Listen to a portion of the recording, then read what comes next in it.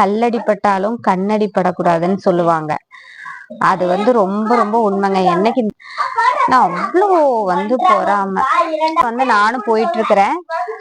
இருந்தாலும் அதெல்லாம் நினைக்கும் போது எதுக்கு இவ்வளவு பொறாம எல்லாருக்கும் இருக்குது தெரியல. அப்படிங்கிற உடல் உழைப்பு அப்படின்றது ஒண்ணு இருக்குது. அவங்க எல்லாம் கூட மாறி இன்னைக்கு ஐயோ நம்ம இப்படி பேசிட்டோமேன்னு அவங்க கிட்ட பழகி இருந்தேன்னா நான் நினைச்சிருக்க மாட்டேன். எல்லாரும் சொல்றத வச்சு நான் அப்படி நினைச்சிட்டேன் இப்படி நினைச்சிட்டேன்.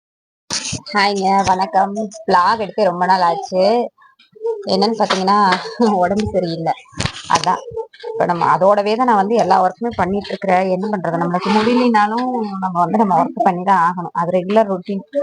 நம்ம தான் சமைக்கிறது, கழுவுறது, கூட்டுறது, பெருக்கிறது, இது எல்லாமே. அது போக அப்புறம் நம்மளோட சாரி ப்ரீ ப்ளீட்டிங் எல்லாம் பாத்தீங்க அப்படின்னா வரும்போதுதான் நம்ம ஆர்டர்ஸ் எல்லாம் எடுத்துக்க முடியாது. நமக்கு உடம்பு முடியல அப்படின்னு சொல்லிட்டு நம்ம ஆர்டர் எடுக்காம இருக்க முடியாது.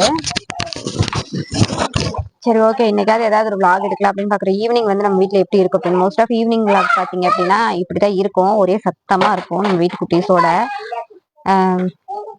நான் எதுக்கு இப்போ ஒரு டாபிக் பேசினா, ஆமா, அதாவது கல்லடிப்பட்டாலும் கண்ணடி படக்கூடாதுன்னு சொல்லுவாங்க. அது ரொம்ப ரொம்ப உண்மைங்க. என்னைக்கு இந்த ஊரை விட்டு போறோமோ அந்த அன்னைக்குதான் நம்ம நல்லா இருப்போம் அப்படின்னு நினைக்கிறேன். நான் அவ்வளோ போறாம இவ அதை பண்றாளா இவ இதை பண்றாளா அப்படின்னு சொல்லி இருந்துட்டு போகுது. எல்லாத்தையும் கடந்துதான் நானும் போயிட்டு இருக்கிறேன். இருந்தாலும் கொஞ்சம் அமைதியா இருங்கடா, கொஞ்சம் அமைதியா இருங்க. இருந்தாலும் எல்லாத்தையும் கடந்து போயிட்டு இருக்கும் போதும் நிறைய நம்ம காதுல கேட்டும் கேட்காமலும் நிறைய விஷயம் இருக்குது இல்லையா? அதெல்லாம் நினைக்கும் போது எதுக்கு இவ்வளவு பொறாம எல்லாருக்கும் இருக்குது தெரியல அப்படிங்கிற மாதிரிதான் இருக்குது. உனக்கு என்னப்பா, நீ அதை பண்ற இதை பண்ற அப்படிங்கும் போது எதுவுமே நம்ம சாதாரணமா பண்ணல. எல்லாமே நம்ம கஷ்டப்பட்டு தானே பண்றோம். இப்ப நான் எது பண்ணாலுமே இப்ப சாரி ப்ரீ ப்ளீட்டிங்னாலுமே எனக்கு உடல் உழைப்பு அப்படின்றது ஒண்ணு இருக்குது. நான் அவ்வளவு நேரம் நிக்கணும், பின்னூசி குத்தணும், அதெல்லாம் இருக்குது. ஒரு ஐப்ரோஸ் போனாலும் எனக்கு இடுப்பு வலிக்கும், கை வலிக்கும், இதெல்லாமும் இருக்குது. நான் பண்ணும்போது எந்த வேலையுமே எல்லா வேலையிலும் இருக்குது. இப்ப நான் இன்வெஸ்ட்மெண்ட் போட்டு நான் கேக்கு உண்டானதெல்லாம் வாங்கி நான் அதுவும் பண்ணணும். அதுலயும் எனக்கு சும்மா எதுவுமே இல்லைல்ல, நான் உழைச்சுதானே நான் சம்பாதிக்கிறேன். அதுல என்னடா இவ்வளவு பொறாம உங்களுக்கு எல்லாம் அப்படிங்கிற மாதிரி இருக்குது. சரி, ஓகே, இப்ப எல்லாத்தையும் கடந்து நம்ம போய்கிட்டே இருப்போம். நம்மளுக்கும் ஒரு நாள் நல்ல லைஃப் நம்மளுக்கும் நல்லா அமையும் அப்படிங்கிற மாதிரிதான். நிறைய பாத்தீங்கன்னா ஃப்ரெண்ட்ஸ் இங்க அதிகமா இல்லை, எல்லாம் கோயம்புத்தூரா. இங்க இருக்கிறது எல்லாமே மோஸ்ட் ஆஃப் ரிலேட்டிவ்ஸ் தான் எனக்கு. அதை சொல்லக்கூடாது நம்ம, ஏன்னா அவங்க யாரும் நம்மள ரிலேட்டிவ்ஸ் சொல்லிக்கிறது இல்லை. அதனால நம்மளும் அவங்கள சொல்லக்கூடாது. ஸோ எல்லாருமே தெரிஞ்சவங்க தான் அப்படிங்கறதுனால எப்படி பொறாமைங்கிற ஒண்ணு வருதுன்னு தெரியல. எல்லாரும் வேலைக்கு போறாங்க, அவங்களுக்கு லேண்ட் விற்கிறாங்க, அதனுடைய வட்டி வாங்கி சாப்பிடுறாங்க, சொந்தமா வீடு இருக்குது, எல்லாம் இருக்கு. இப்ப நம்மளுக்கு சொந்தமா எனக்குன்னு ஒரு வீடு கூட கிடையாது. நான் சொன்னேன் இல்லையா, வெளியே போகணும்னு சொல்லிட்டாங்கன்னா நம்ம வெளியே போய் ஆகணும் அப்படின்னு சொல்லி. அப்படி இருக்கும்போது என்ன அப்படி நம்ம மேல ஒரு பொறாமை அப்படின்னு தெரியல. ஸோ பாருங்க, ஈவினிங் பாத்தீங்கன்னா சரி, ஓகே, அதெல்லாம் இருக்கட்டும், அதையும் கடந்து போறதுதானே வாழ்க்கை.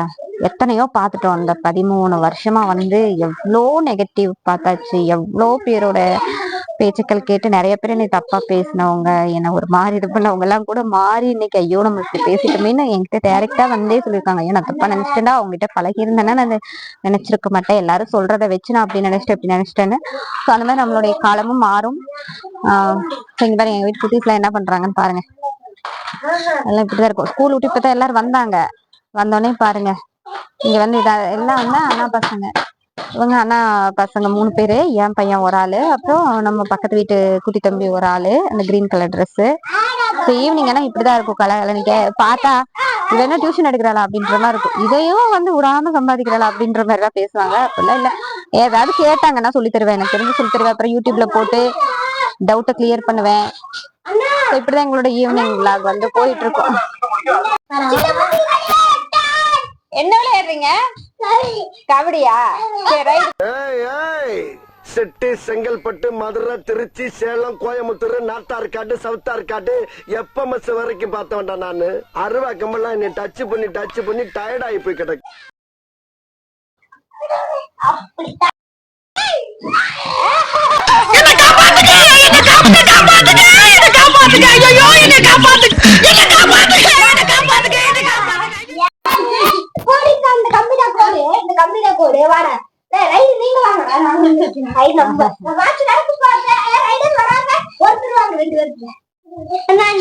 ஒரு ஆள்